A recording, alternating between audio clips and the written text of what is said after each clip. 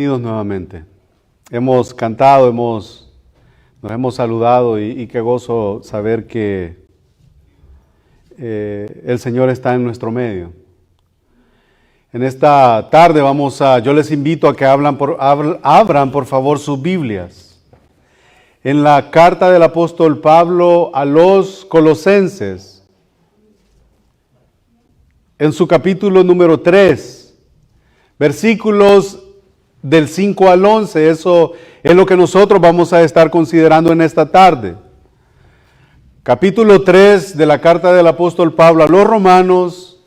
La semana pasada dimos la introducción del capítulo 3. Ahora mi intención es que cubramos de los versículos del 5 al 11. Así que vamos a darle lectura a la palabra del Señor, la cual se lee Colosenses, ¿no había dicho Colosenses? Romanos, todavía quedé con el chip de Romanos, pasamos 2 años estudiando Romanos, entonces quedé con ese chip ahí. Bueno, Colosenses. Dice el Señor en su palabra, esto es palabra de Dios. Haced morir pues lo terrenal en vosotros. Fornicación, impureza, pasiones desordenadas, malos deseos y avaricia, que es idolatría, cosas por las cuales la ira de Dios viene sobre los hijos de desobediencia, en las cuales vosotros también anduvisteis en otro tiempo cuando vivíais en ellas. Pero ahora dejad también vosotros todas estas cosas: ira, enojo, malicia, blasfemas, palabras deshonestas de vuestra boca. No mintáis los unos a los otros, habiéndoos despojado del viejo hombre con sus hechos, y revestido del nuevo, el cual conforme a la imagen del que lo creó, se va renovando hasta el conocimiento pleno, donde no hay judío, no hay griego ni judío, circuncisión ni incircuncisión, bárbaro ni escita, siervo ni libre, sino que Cristo es el todo y es en todos. Señor, ayúdanos a tener, Señor, la capacidad de poder no solamente de mi lado hablar estas cosas, sino también al que escucha de asimilar y de considerar estas cosas. Ambos lados, Señor, te necesitan tanto. El que escucha como el que habla, Señor, somos tan necesitados de ti. Porque reconocemos, Señor, que el soberano eres tú, el perfecto y justo eres tú, Señor. Danos, Señor, la habilidad, la capacidad de poder someternos a tu palabra, la cual nos guía hacia toda verdad. En el nombre de Jesús, Señor, oramos. Amén. Pueden tomar sus asientos. Ustedes tienen la versión, la mayoría de nosotros utilizamos la traducción de la Reina Valera, ¿verdad? 1960, esa es la que por lo general usamos. Pero yo consideré, para que ustedes me acompañen con su vista, siempre en su versión, pero yo voy a leer lo que dice la Biblia de las Américas, cómo la Biblia de las Américas aborda este tema, o es la traducción de ella. Dice el versículo 5 del capítulo 3 de Colosenses: por tanto, ¿sí me están siguiendo? Por tanto, considerad los miembros de vuestro cuerpo terrenal como muertos a la fornicación, la impureza, las pasiones, los malos deseos y la avaricia, que es idolatría. pues la ira de Dios vendrá sobre los hijos de desobediencia por causa de estas cosas. Hay un poquito de más claridad con esta traducción. Dice el versículo 7, en las cuales vosotros también anduvisteis en otro tiempo cuando vivíais en ellas. Pero ahora desechad también vosotros todas estas cosas: ira, enojo, malicia, maledicencia, lenguaje soez de vuestra boca. No mintáis los unos a los otros, puesto que habéis desechado al viejo hombre con sus malos hábitos, y os habéis vestido del nuevo hombre, el cual se va renovando hacia un verdadero conocimiento conforme a la imagen de aquel que lo creó. Una renovación en la cual no hay distinción entre griego y judío, circunciso e incircunciso, bárbaro, escita, esclavo o libre, sino que Cristo es todo y en todos. Si ustedes se percataron, hay ciertos cambios, principalmente en los primeros versículos, en lo que es la traducción de la Biblia de las Américas. En la introducción la semana pasada del capítulo 3 vimos lo que es el aspecto práctico de la carta. En los primeros 2 capítulos vimos mucha doctrina, la cristología. Cristo es en todo, Cristo es en todos, es la cabeza de la iglesia, es la cabeza del cuerpo que es la iglesia. Él es la imagen del Dios invisible, es el primogénito de toda la creación. En Él fueron creadas todas las cosas y por medio de Él subsisten todas las cosas. Eso es lo que vimos en los primeros 2 capítulos de la carta del apóstol Pablo a los Colosenses. Luego, los otros 2 capítulos, la carta tiene 4 capítulos, 1, 2, 3, 4. En los primeros 2, ya dije, vimos doctrina. Ahora, del capítulo 3 al 4, nosotros vamos a estar viendo lo que es la vida práctica, la parte práctica de la carta. Y la pregunta o la observación sería, para concluir, si alguien ha madurado espiritualmente, según lo que ya hemos visto hasta este punto de la carta, no va a promover revelaciones secretas dentro de una iglesia como estaba siendo víctima la iglesia de Colosas. No van a haber revelaciones secretas o ningún tipo de disciplina o de autocastigo, lo que veíamos, lo que es el ascetismo, aquellos que creen que con maltratar su cuerpo, aquellos que creen que caminar de rodillas hacia una basílica y ponerle clavos a una pelota, irse latigando, irse ahí maltratando, creen que con eso van a acercarse a Dios. Eso es vano, eso es inútil, eso es estéril. Si eso pasa en la vida de alguien, eso solo reflejaría la inmadurez espiritual o la falta del conocimiento de Cristo, que Él es suficiente para todo, para que Él se encarnó en la persona de Jesucristo, la segunda persona de la Trinidad. Él vino, vivió una vida que nosotros estábamos supuestos a vivir.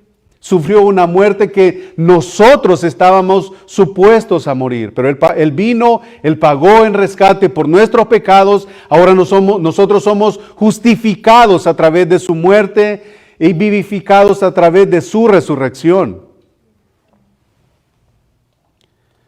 Tampoco consiste en entender cosas, revelaciones nuevas como nosotros veíamos hace un par de semanas, sino que consiste en entender y en vivir sobre la base de la muerte, de la resurrección y de la exaltación de Cristo en la vida del creyente. Nosotros tenemos una vida por venir, tenemos una ciudadanía celestial.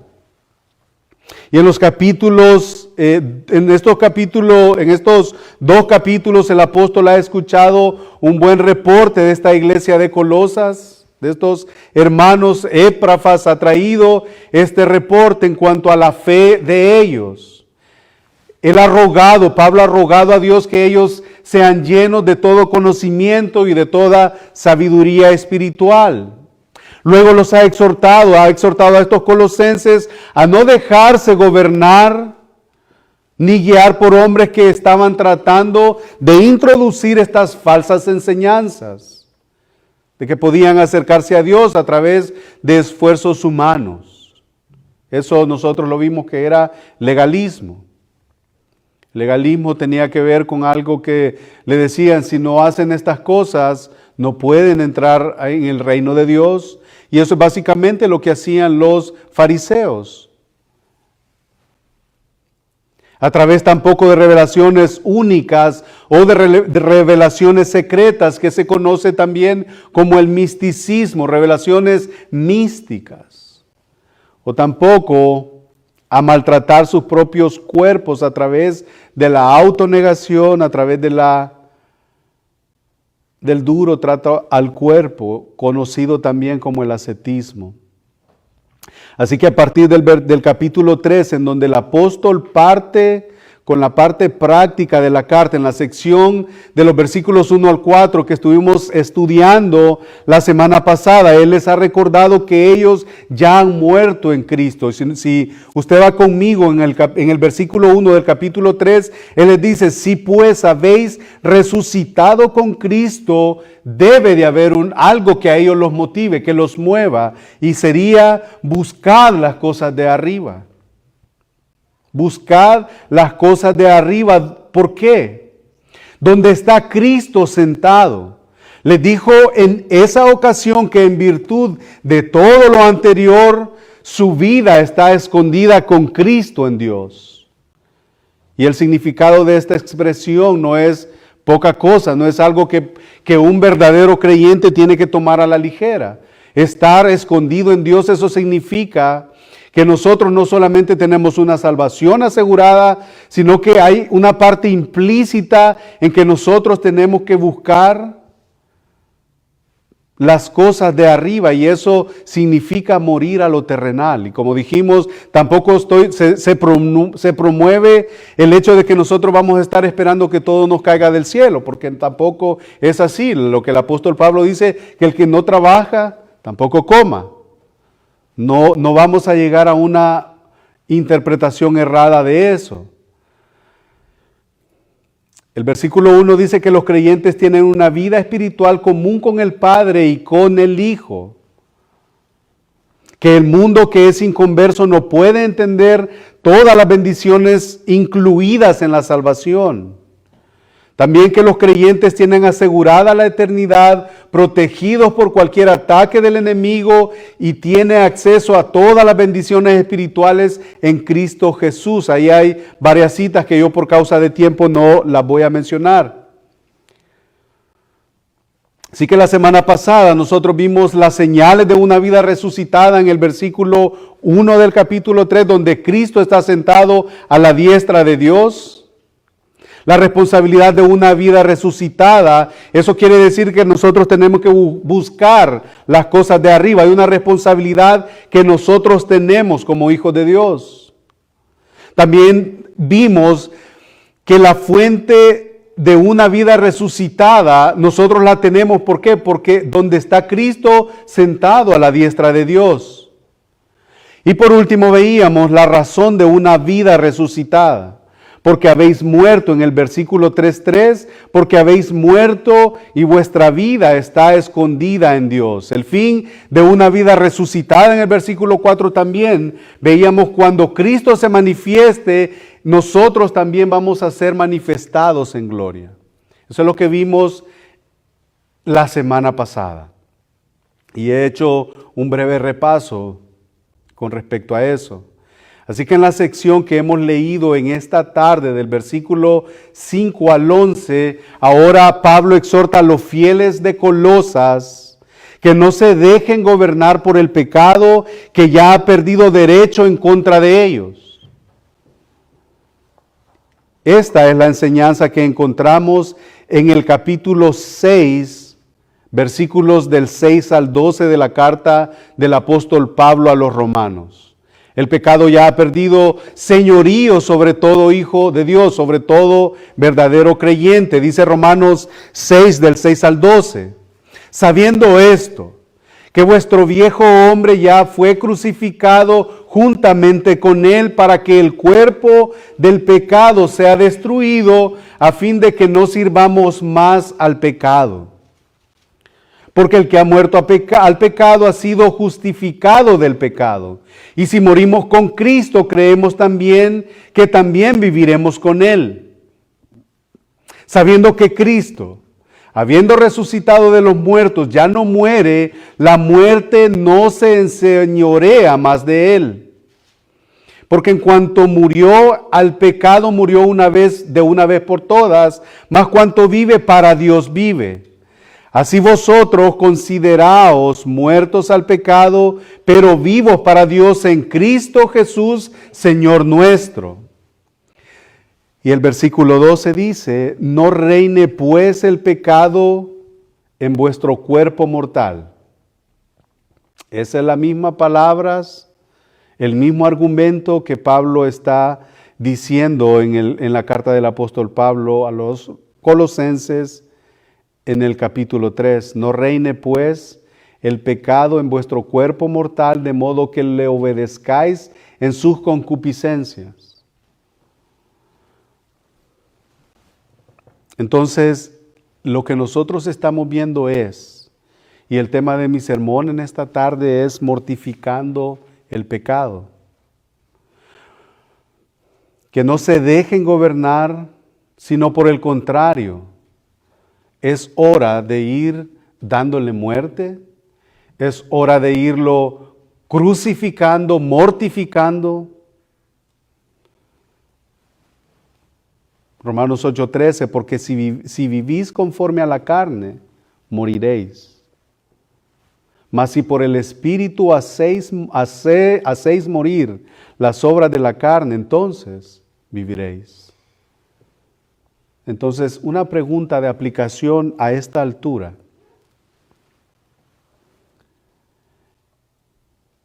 ¿Cómo nosotros, cómo yo, cómo ustedes están viviendo ante esta realidad de hacer morir lo terrenal en nosotros? Dicho de otra manera, porque si vivís conforme a la carne, hay una consecuencia, moriréis. Mas si por el Espíritu hacéis morir las obras de la carne, o sea, el Espíritu, y ya vamos a llegar a esa parte, nosotros estamos habilitados para poder pelear en contra del pecado. ¿Y cómo nosotros vamos a poder luchar en contra de ese pecado que nos asedia? Tenemos el sello del Espíritu Santo en nosotros. Romanos 8:13 era lo que nosotros estábamos leyendo, y aunque sea difícil de entender y sea difícil de aceptar, dar muerte al pecado no es acabar con él completamente en esta vida. Pues el pecado que se anida en nuestros corazones sigue ahí, está ahí. Se le puede cortar el tallo, pero no, se le puede cortar el tallo, sí, pero no se le puede cortar la raíz. Tenemos una humanidad que es caída. Muestra de eso. Enseñémosle a nuestros hijos a temprana edad, enseñémosles a mentir. No les enseñamos a mentir. Por naturaleza el niño miente. Enseñémosles a ser egoístas. Yo no he visto a ningún papá que le dice, te voy a dar clases de egoísmo, ven para acá. Te voy a dar clases de mentira. No, por naturaleza nosotros nacemos pecadores. Y a veces nosotros decimos, a veces nosotros vemos a los niños nosotros correr y bien bonitos y bien vestiditos y los peinamos así bien y todo. Ellos son nuestros pequeños impíos, porque son pecadores. Y a veces nosotros tendemos incluso a pensar extrabíblicamente pensando que ellos son unos angelitos, y así lo conocemos. Son unos angelitos, ¿sí? Necesitan la misma gracia y la misma misericordia que un adulto. Es duro decir eso, pero es la realidad. Entonces, aunque sea difícil de entender y de aceptar, podemos cortar el tallo del pecado, pero no podemos cortar su raíz. Pregunta, ¿no es cierto? Solo nosotros, no es cierto. Una pregunta así individual. ¿No es cierto que cuesta mortificar el pecado en nosotros? El pecado aún tiene fuerza y para poder vencerlo necesitamos al Consolador, al Espíritu Santo. Así que mientras aguardemos esa redención que dije al principio, que es segura de nuestro cuerpo, debemos estar fortalecidos por el poder del Espíritu Santo y por eso debemos hacer morir el pecado que ataca la carne nuestra. A veces nosotros pensamos que la obra del Espíritu Santo es otra. La obra del Espíritu Santo, cuando el Señor, los discípulos, los apóstoles le preguntaron, Señor, queremos ir donde tú vas. Y el Señor les dice, no pueden venir conmigo. Yo voy pues a preparar lugar para vosotros, para donde yo esté, vosotros también estéis. Pero no los voy a dejar huérfanos. Yo les voy a dejar al Consolador, al Espíritu Santo. Y la labor del Espíritu Santo, ¿cuál es en la vida del creyente? Convencerlo de pecado, convencerlo de juicio y de justicia. Esa es la labor del Espíritu Santo. Así que por lo tanto, como esa es la labor del Espíritu Santo, nosotros tratamos de predicar lo que el Espíritu Santo inspiró a estos hombres a escribir la Biblia. La labor del Espíritu Santo que nosotros vamos a promover no es locuras en este lugar. Por ejemplo, ya hemos hablado de eso, no vamos a promover que gente esté ladrando acá como perro. Obras que le atribuyen al Espíritu Santo. No vamos a promover tampoco griterías sin sentido. Y una de las cosas de estar llenos de todo conocimiento de Cristo es usar la conciencia de lo que nosotros hacemos, de lo que nosotros practicamos como congregación. Tiene que estar involucrado nuestro intelecto. ¿Qué es lo que nosotros cantamos? ¿Qué es lo que nosotros tratamos de practicar en nuestra vida diaria? ¿Qué es lo que nosotros tratamos de promover como iglesia? Esa es la labor del Espíritu Santo en la vida de cada creyente. ¿Y cuál es la labor? Es convencer de pecado, convencer de justicia y de juicio. Esa es la labor del Espíritu Santo y esa es la labor que tiene sobre la vida de nosotros para ayudarnos a mortificar este pecado, lo cual es el tema de este estudio. Entonces, ¿qué significa dar muerte al pecado? Entonces la pregunta sería, ¿cómo entonces yo puedo mortificar el pecado? Esta batalla no es por nuestras propias fuerzas. El profeta Nehemías creo que fue el que dijo que nuestra batalla no era con espadas ni con ejércitos, sino con el Espíritu de Dios. Así es nuestra batalla. Por el poder del Espíritu Santo, el cual siempre está a nuestra disposición. 1 Corintios 15:10. Pero por la gracia de Dios soy lo que soy, dice el apóstol Pablo, y su gracia no ha sido en vano para conmigo. Antes he trabajado más que todos ellos, pero no yo, sino la gracia de Dios conmigo. No somos nosotros, sino es el Espíritu Santo de Dios en nosotros. La gracia de Dios conmigo, dice el apóstol Pablo. Y yo le invito a que ese sea nuestro sentir. Es la gracia de Dios en nosotros. Y eso de tratar, y eso de que lo que trata esta sección, como algunas otras en la Biblia, ayudarnos a ver cómo nosotros podemos mortificar el pecado, de manera que en la práctica, en la vida diaria, consiste el decir no a lo que el viejo hombre desea. ¿Qué es lo que nosotros deseamos? Domingo en la tarde, estar en nuestra casa, en nuestra sala. ¿Qué es lo que nosotros deseamos a la hora de ir a hacer nuestros impuestos? ¿No es cierto que para que el gobierno regrese más dinero la gente tiende a mentir, a inflar los números? Eso también es pecado. ¿No es cierto que a veces vemos cosas ahí mal puestas en los lugares de trabajo? ¿Y qué es lo que la gente se ve tentada? En ver si cabe en mi bolsa. es en la vida práctica, de manera práctica, consiste en decir no a lo que nosotros deseamos, a lo que el viejo hombre desea, y no lo desea porque apenas estás naciendo en él. No, es que es por inercia, es por inclinación natural que nosotros tenemos. Es a causa del pecado que mora en nosotros. Haced morir, y esa es la invitación que el apóstol Pablo le ha hecho a estos colosenses. Eso es no una invitación, es un imperativo. Haced morir, no está diciendo consideren si pueden darle muerte a ese pecadito que les está molestando. No, es haced morir. El significado literal de estas palabras, de esta frase, el significado literal es matar o llevar a la muerte. Eso es como alguien va a ser sacrificado o bueno, nosotros hemos visto a través de la historia cuánta gente ha sido llevada a la muerte por causa del evangelio. Haced morir, ellos están haciendo morir a alguien.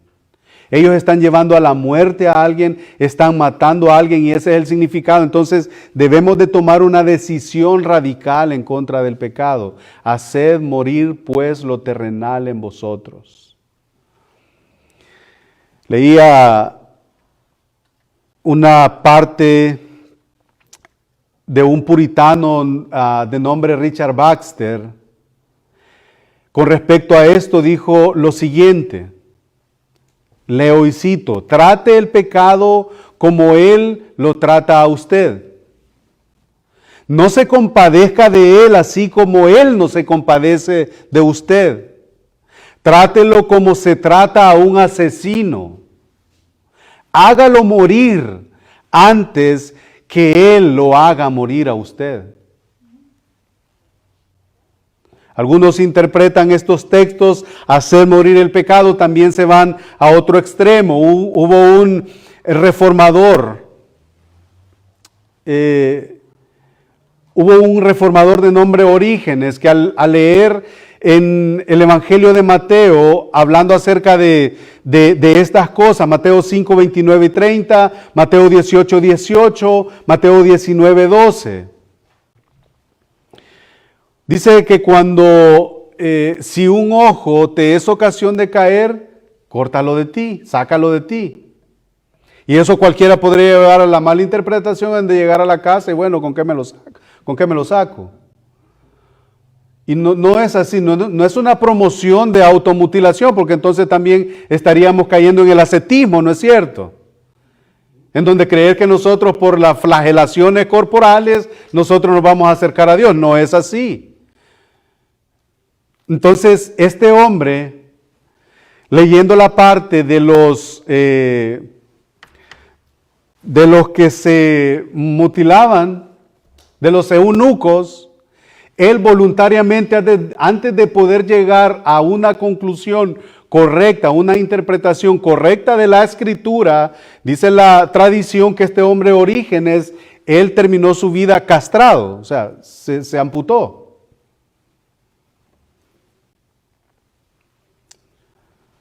Llevando al extremo o a la mala interpretación la Escritura. Esta batalla en contra del pecado está tan presente en cada creyente. Si no, veamos el ejemplo de quien nosotros estamos aprendiendo en esta tarde, el ejemplo de Pablo. ¿Se recuerdan lo que dice en Romanos 7, 14 al 25? Romanos 7, 14 al 25.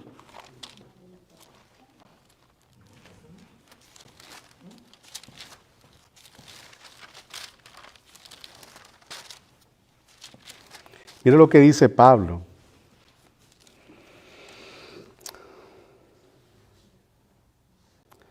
Porque sabemos que la ley es espiritual, mas yo soy carnal, vendido al pecado. Porque lo que hago no lo entiendo, pues no hago lo que quiero, sino lo que aborrezco, eso hago. Así que lo que no quiero, esto hago. Apruebo que la ley es buena. De manera que ya no soy yo quien hace aquello, sino el pecado que mora en mí. El hombre que subió al tercer cielo. Versículo 18. Y yo sé que en mí, esto es, en mi carne, no mora el bien, porque el querer, el bien está en mí, pero no el hacerlo. Porque no hago el bien que quiero, sino el mal que no quiero, eso termino haciendo. Eso hago. Y si hago lo que no quiero, ya no soy yo, ya no lo hago yo, sino el pecado que mora en mí. Así que queriendo yo hacer el bien, hallo esta ley, que el mal está en mí. Porque según el hombre interior me deleito en la ley de Dios, pero veo otra ley en la de mis miembros. Y luego llegamos al 24. ¿Y qué es lo que dice el capítulo 7, el versículo 7 del capítulo 24, el versículo 24 del capítulo 7? Miserable de mí. Es en ese contexto que nosotros leemos estas palabras, miserable, en el contexto del pecado que mora en nosotros. Entonces cualquiera podría decir, están hablando del pecado, pero yo no soy pecador. Primero, solo con decirlo está pecando. Porque las cartas de Juan dice que el que dice que no peca, hace a Dios mentiroso. Entonces, en los versículos 5 al 9, el apóstol, ya para ir un poquito entrando en lo que son los versículos que tenemos nosotros, en los versículos del 5 al 9, el apóstol nos muestra dos listas de pecados que debemos hacer morir. En la sección del 5, en el 5, él da la primera lista. Haced morir pues lo terrenal en vosotros, y ahí habla acerca de cuestiones personales, de cuestiones morales, de cuestiones sexuales. Haced pues morir lo terrenal en vosotros, fornicación, impureza, pasiones desordenadas, malos deseos y avaricia, que es idolatría. Ya vamos a ver un poquito en detalle por qué el apóstol Pablo incluyó esto, que a veces nosotros tendemos a darle otro significado, por lo menos yo. Pero en el versículo 6 y 7 nosotros vemos que Pablo es como que hace una pausa. Hay dos listas de pecados que nosotros debemos hacer morir, pero en el versículo 6 y 7 da una razón por la cual nosotros tenemos que parar de pecar, tenemos que mortificar el pecado. ¿Y qué es lo que dice el versículo 6 y 7? Estas cosas que nosotros ya leímos en el versículo 5, cosas por las cuales la ira de Dios, y ahí está la razón, el motivo y la circunstancia por qué nosotros debemos de luchar en contra de nuestro pecado. Cosas por las cuales la ira de Dios viene sobre los hijos de desobediencia, pero aquí hay algo importante y es algo que no podemos dejar pasar por alto. En las cuales vosotros también anduvisteis tiempo pasado. Anduvisteis en otro tiempo cuando vivíais en ellas, en esas cosas. Luego, después de que él hace como una pausa, ahí en el versículo 6 y 7, nosotros vamos al versículo 7 y 9. Perdón, 8 y 9. Y sigue con la segunda lista de lo que nosotros con lo que tenemos que luchar. Pero ahora, y ahí ya la primera lista era de pecados prácticamente personales. Ahora en la segunda lista, del 8 al 9, nosotros vamos a ver pecados sociales, aquellos que tienen que ver con nuestras relaciones personales con los demás. Y ahí dice, ¿por qué? Porque esto daña la integridad de los demás si nosotros no luchamos en contra de esto. Dice el versículo 8, pero ahora, ya ustedes ya anduvieron en aquellas cosas en otro tiempo. Versículo 8, pero ahora dejad también vosotros todas estas cosas, y ahí empieza a mencionar la segunda lista. ira, enojo, malicia, blasfemia, palabras deshonestas de vuestra boca, que en la Biblia de las Américas la traduce como palabras soez, que son malas palabras, que son malas palabras. Ya nosotros las conocemos, yo no voy a dar ejemplo. Palabras deshonestas de vuestra boca, no mintáis los unos a los otros, habiendo despojado del viejo hombre con sus hechos. Esa es la segunda lista que nosotros tenemos ahí. Entonces, segunda pregunta. ¿No es cierto que es dura la lucha en contra de esto? Es duro. Versículo 5, los miembros de vuestro cuerpo terrenal. Entonces, con esto lo que podemos concluir es que Pablo está afirmando que el cuerpo debe ser santo y que debe actuar bajo el control del Espíritu Santo, porque un cuerpo controlado por el Espíritu debe de hacer lo bueno, sabiendo que llegará el día en que el cuerpo será redimido, en que el cuerpo será glorificado. Y con esa esperanza nosotros tenemos que luchar en contra de estas cosas. Para mí, yo se los dije desde el viernes, que nosotros nos reunimos para estudiar lo que hemos visto el domingo. Yo se los mencioné, para mí esto es difícil, o sea, para cualquier predicador. Y esto no significa que no estamos luchando en contra del pecado, pero lo hace doblemente difícil. Pero no podemos callarlo. Tenemos que, como dijo el apóstol Pablo en el capítulo 17 de los Hechos, que pues, mi sangre va a estar limpia de todos vosotros. ¿Por qué? Porque yo no he rehusado anunciaros todo el consejo de Dios, y el consejo de Dios también es esto. Así que no podemos obviarlo. Romanos 8:23 dice, y no solo ella, hablando acerca de que la creación gime a una y aún está con dolores de parto esperando la redención. Dice también 8:23 de Romanos, y no solo ella, no solamente la creación, sino que también nosotros mismos que tenemos las primicias del Espíritu, nosotros también gemimos dentro de nosotros mismos esperando la adopción, la redención de vuestro cuerpo. Haced morir pues lo terrenal en vosotros, fornicación, impureza, pasiones desordenadas, malos deseos y avaricia, que es idolatría. Y estos pecados son personales y están relacionados con nuestros sentimientos. El apóstol presenta una progresión con respecto a esto. El primero menciona la fornicación, pero la fornicación es porneia, de donde también proviene la palabra pornografía, porneia. Es un acto que tiene su raíz en la impureza. La impureza nace de las pasiones desordenadas y de los malos deseos, y que todos esos proceden de la avaricia, que es la raíz de todos los pecados. Ahora vamos a nosotros entrar un poquito ahí. Esperemos que el tiempo no corra muy rápido. Fornicación, dijimos que es porneia. Se refiere al pecado sexual y abarca cualquier forma de sexo ilícito. La Biblia establece cualquier tipo de actividad sexual fuera de los límites y la condena fuera de los límites del matrimonio.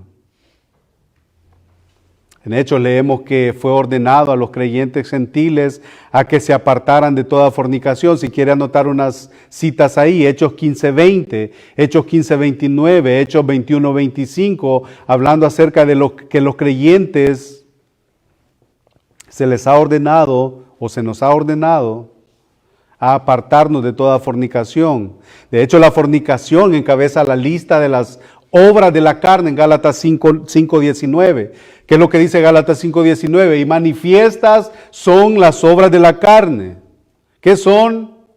Adulterio, fornicación, inmundicia y lascivia. Ahí está encabezando la lista. La impureza, eso también tiene que ver con la inmundicia. Esto señala los malos pensamientos y las malas intenciones de nuestra mente. Eso es la impureza. ¿De dónde nacen toda la guerra? Los deseos. Ahí estamos. Mateo 5:28, pero yo digo que cualquiera que mira a una mujer para codiciarla ya adulteró en su corazón. Pasiones.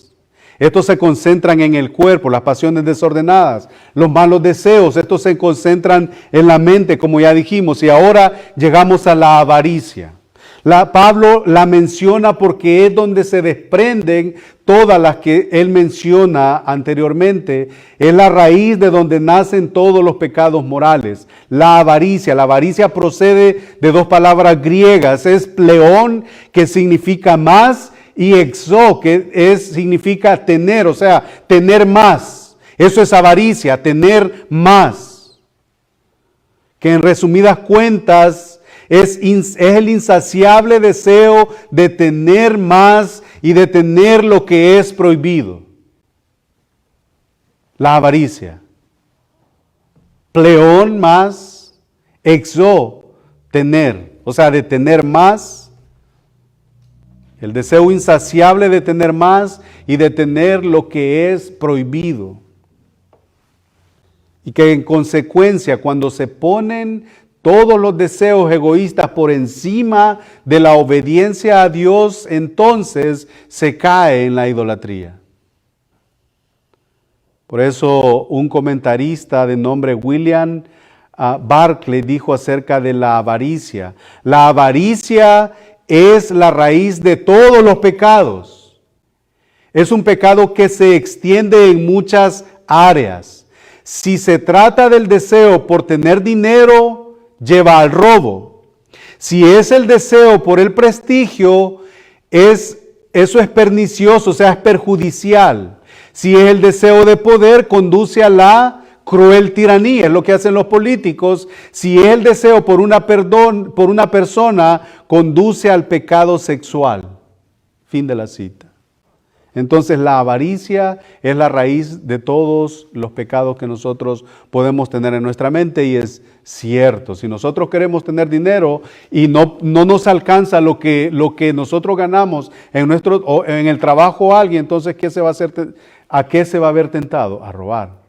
Si hay deseo desmedido de poder, ¿qué es lo que hacen los políticos? Son tiranos. Nosotros tenemos muchísimos ejemplos de esto.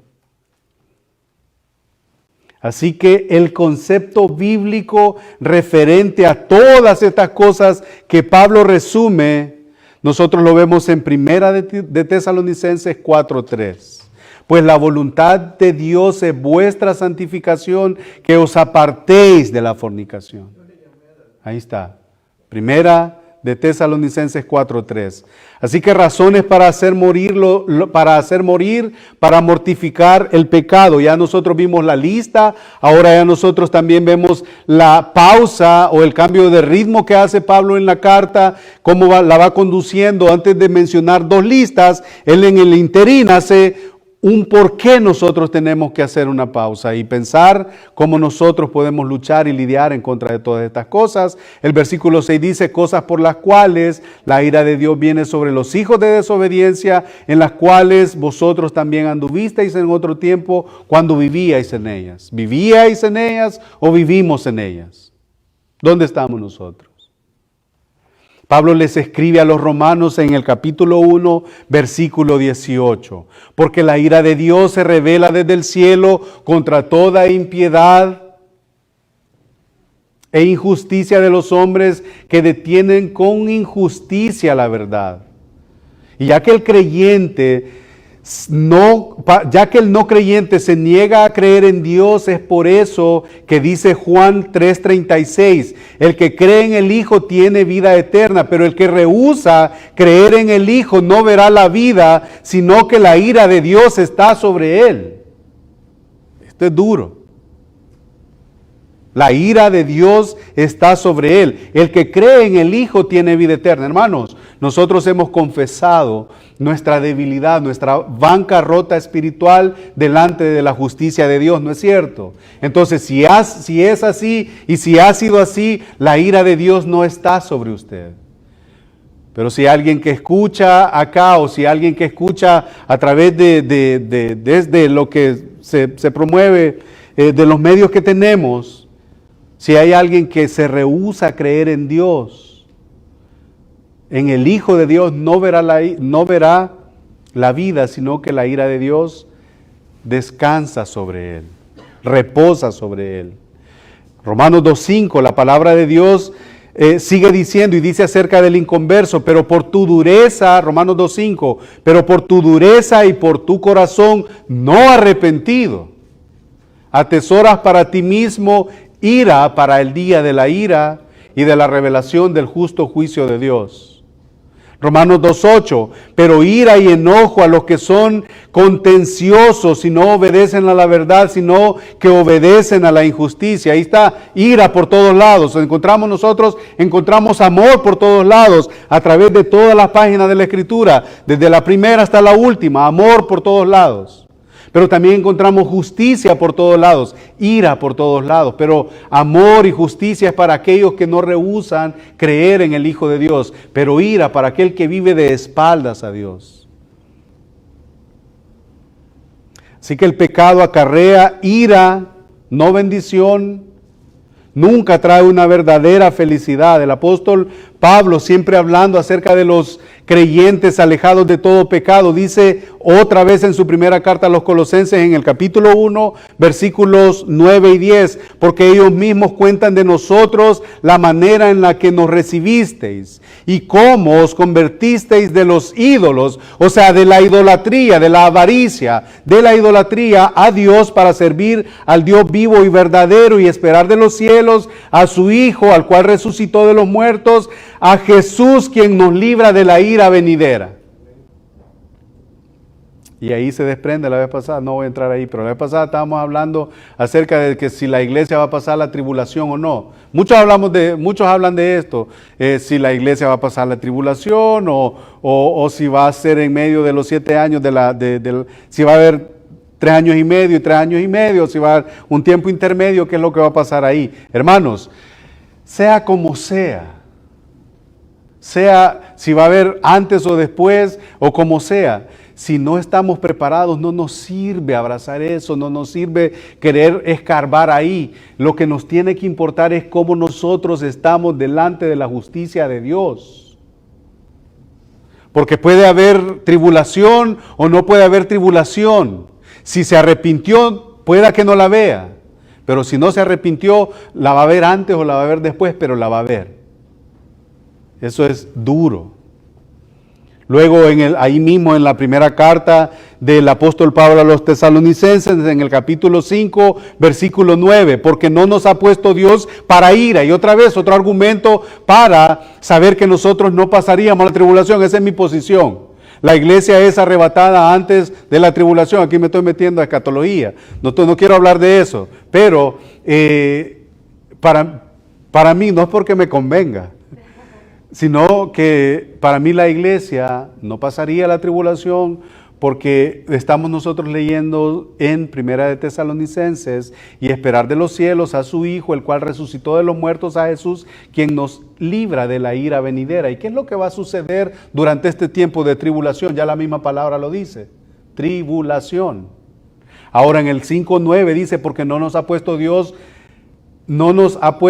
para ira, sino para alcanzar salvación por medio de nuestro Señor Jesucristo. Otro argumento fuerte en contra de aquellos que creen que la iglesia va a pasar la tribulación.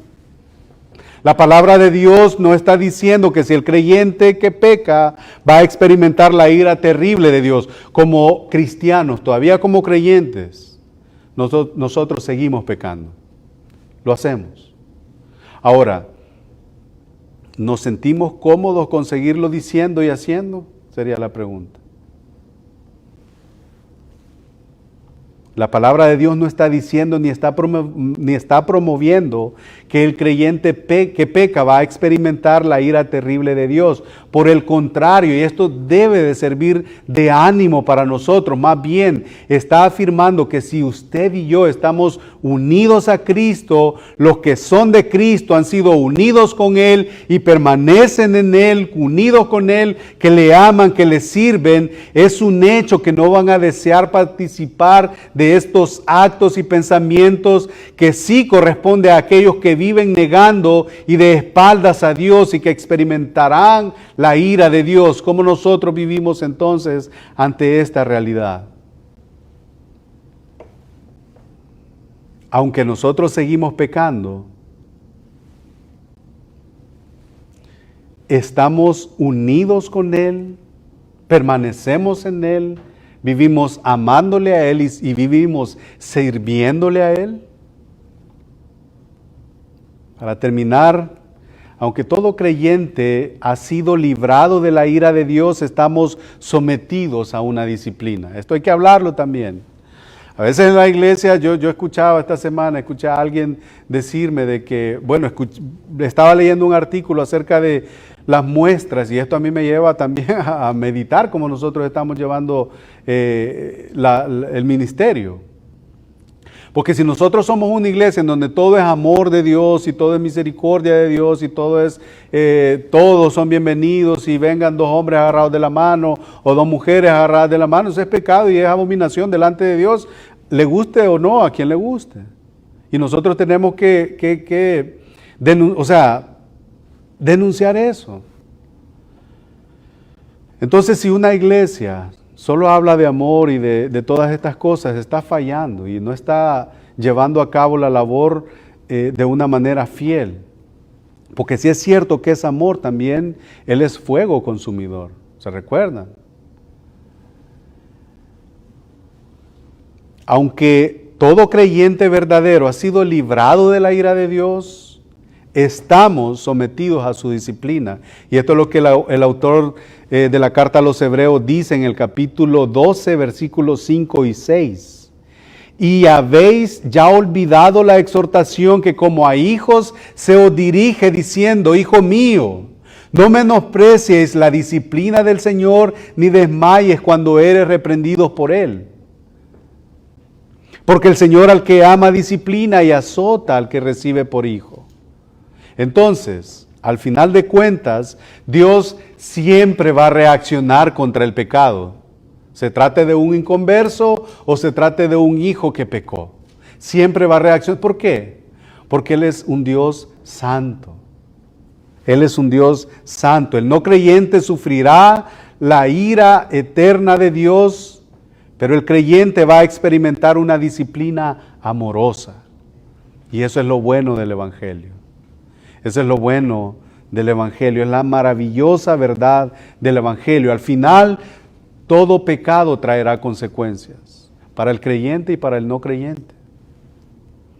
En las cuales vosotros, dice el apóstol Pablo en versículo 7, también anduvisteis en otro tiempo cuando vivíais en ellas. Efesios 2 del 1 al 5. Y Él os dio vida a vosotros cuando estabais muertos en delitos y pecados. Y esto es lo que el apóstol Pablo está hablando a los colosenses en el capítulo 3, versículo 6 y 7.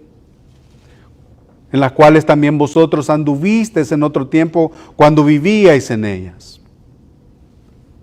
Así que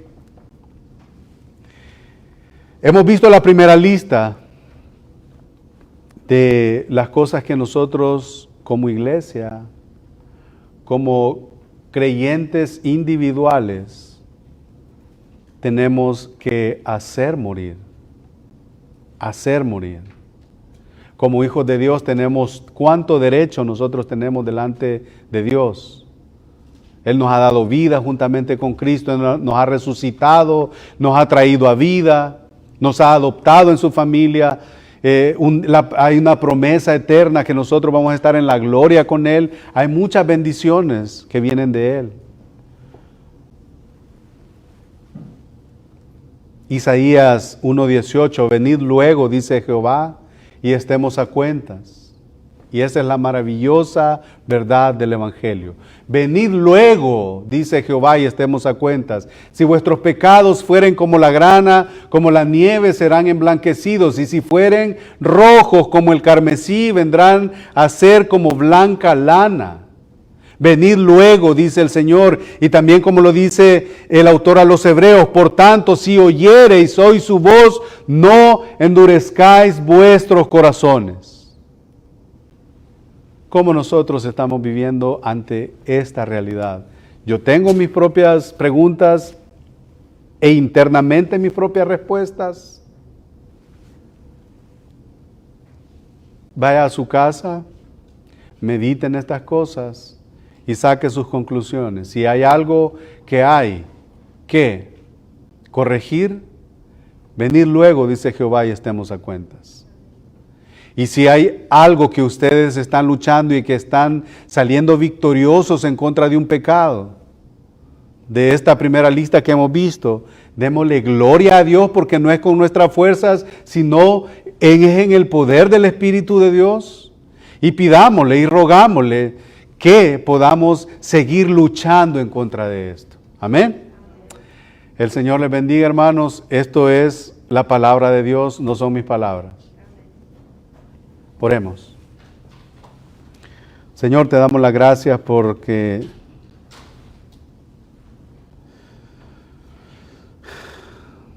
dura es tu palabra, como lo dice Juan, Señor. Porque, Señor, por causa de nuestro pecado nos vemos confrontados. Pero que también, Señor, por causa de vernos confrontado también esto, Señor, te damos las gracias porque nos anima a poder considerar, Señor, dónde nosotros estamos.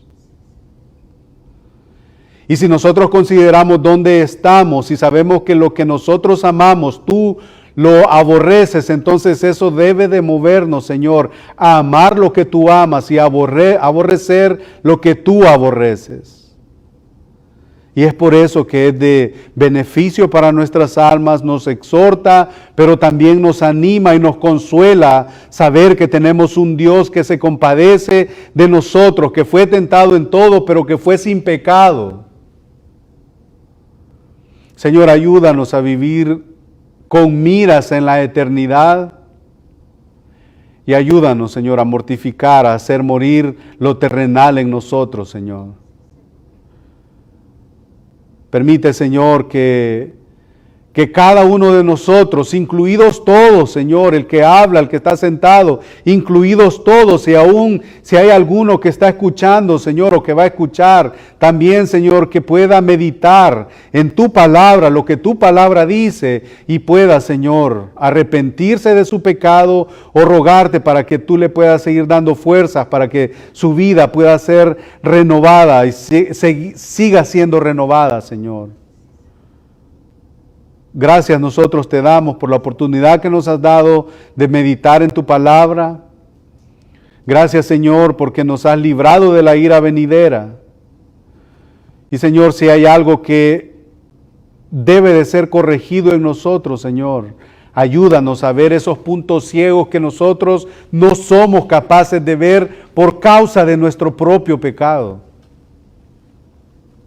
Ayúdanos, Señor, a todas estas cosas. Bendice, Señor, a cada uno de mis hermanos, mis hermanas que, Señor, estamos acá reunidos en esta tarde. Que nos ayude, Señor, a vivir vidas que adornen tu evangelio, Señor. No que necesiten algo, pero que nosotros podamos vivir, Señor, a la luz de tu evangelio y que podamos, Señor, adornar el mensaje del evangelio.